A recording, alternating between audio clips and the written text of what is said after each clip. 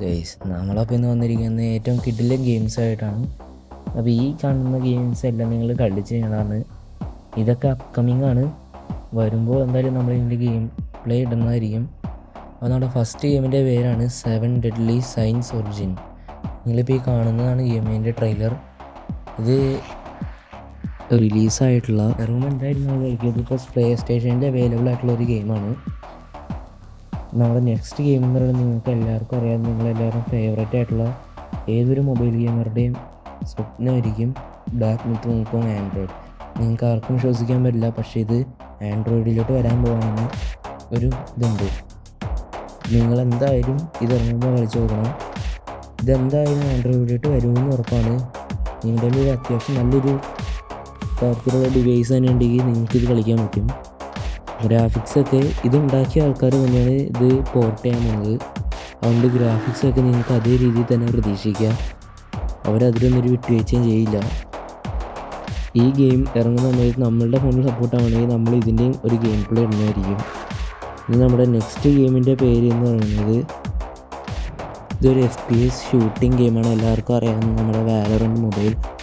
ഇത് മറ്റൊരു ചൈനയിലൊക്കെ ഇത് അവൈലബിൾ ആണ്.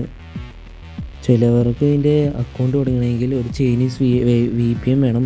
പക്ഷേ ഇത് ഇപ്പോൾ അപ്കമിങ് ആയിട്ട് ഇന്ത്യയിലായിട്ട് ലോഞ്ച് ആകാൻ പോകുന്നതാണ് ഒരു റിപ്പോർട്ട് ഇട്ടിരിക്കുന്നത്.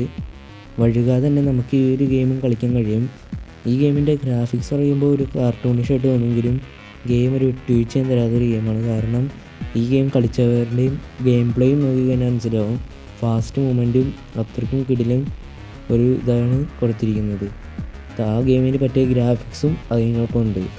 നിങ്ങൾക്ക് ഇതും കൊണ്ട് ഒരിക്കലും ഒരു കാർട്ടൂണിഷ് ഗെയിമായിട്ട് തോന്നില്ല. കളിച്ചു തുടങ്ങി കഴിഞ്ഞാൽ എന്തായാലും നിങ്ങൾക്ക് PUBG മറ്റു ഗെയിമുകൾ കളിക്കുന്ന രീതിയിൽ തന്നെ ഈ ഒരു FPS മോഡ് ഗെയിം കളിക്കാൻ തോന്നും.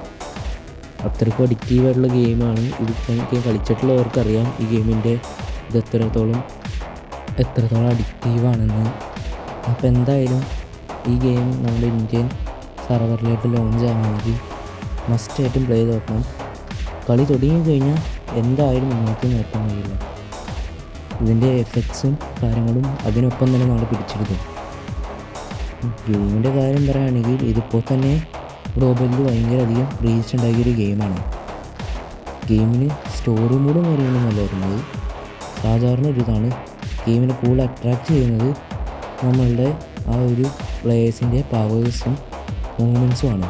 നമ്മുടെ നെക്സ്റ്റ് ഗെയിം എന്ന് പറയുന്നത് ഇത് നിങ്ങൾ കളിക്കാൻ നേരത്ത് നിങ്ങൾക്ക് എന്തായാലും ഒരു PC ഗെയിം ലെവൽ വന്നു കാണുമ്പോൾ ഏതൊരു AI ഉണ്ടാക്കിയ പോലെ ഉണ്ടാവുമെങ്കിലും ഗെയിമിൻ്റെ ട്രെയിലറും ഗെയിമിൻ്റെ റിവ്യൂവും ഇത് നോക്കിക്കഴിഞ്ഞാൽ നിങ്ങൾക്ക് അതിനുള്ളത് കാണാൻ കഴിയും. ഈ ഒരു ഗെയിമിൻ്റെ പേരാണ് നെവർനെസ് ടു എവർനെസ്. ഈ ഗെയിം ഇതിലായിട്ടും റിലീസായിട്ടുള്ള ഈ ഇടയിൽ അതിൻ്റെ ഒരു ബേറ്റ വെർഷൻ പ്ലേ ഇറങ്ങിയിട്ടുണ്ടായിരുന്നു. പക്ഷേ അത് എല്ലാവർക്കും ഇങ്ങനെ കളിക്കാൻ പറ്റിയില്ല. അത് ഞാനും കളിക്കാൻ നോക്കിയിരുന്നു, പക്ഷെ നടന്നില്ല.